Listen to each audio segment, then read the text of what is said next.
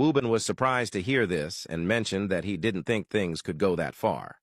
He added that Kim was clearly obsessed with Sun Jin and that he should be on the lookout because, given her level of obsession, she might end up hurting someone.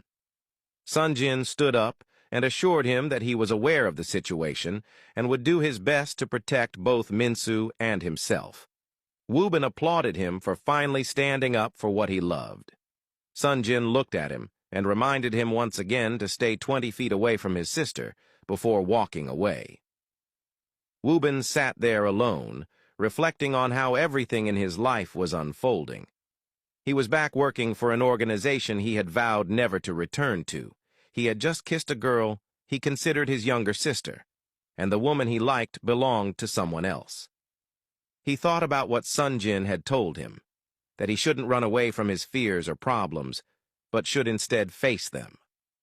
Taking out his cell phone, he dialed Minsu's number, contemplating whether to call her. After hesitating for a moment, he decided against it, and instead sent her a text, asking to meet up whenever she was free.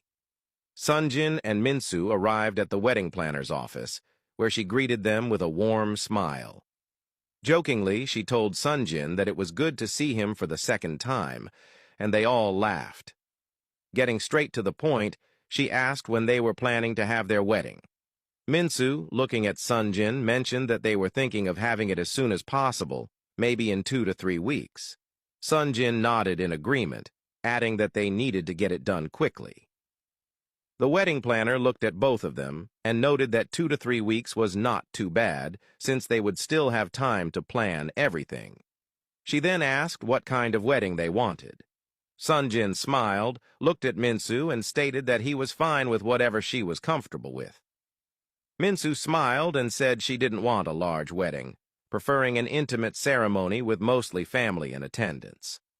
The wedding planner interrupted, pointing out that Sun Jin came from a well-connected family and asking whether his relatives would oppose a small wedding since they had many people to invite. Sun Jin defended Minsu, assuring the wedding planner that he would talk to his family and that he also wanted something small rather than a grand event. As the planner noted their preferences, she asked about the wedding theme. Minsu stated that she had always embraced her Korean culture and wanted a traditional Korean wedding. Sun Jin smiled, held her hand, and agreed that it was a great idea. He suggested having both a traditional and a white wedding. The planner wrote this down and praised Sun Jin for being more involved this time compared to before. She also admired him for standing up for what he loved, glancing at Minsu as she spoke.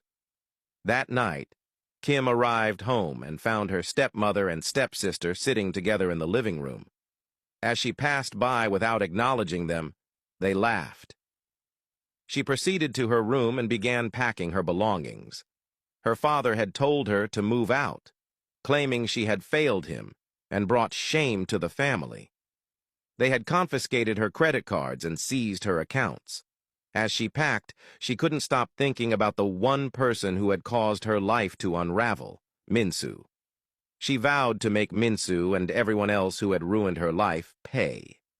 As Kim continued packing, her stepsister walked in and stood watching her with a smirk. She mocked her, calling her the same failure she had been since childhood. Kim ignored her, but the stepsister persisted, taunting her for thinking that Sun Jin would ever look her way and suggesting that someone as delusional as her should be locked away from society. Kim turned to her, tears threatening to fall, and told her to leave her alone. She pointed out that her stepsister had everything, her father's and mother's love, yet still chose to torment her despite having it all. With that, she picked up her bag and walked out, leaving her stepsister standing there.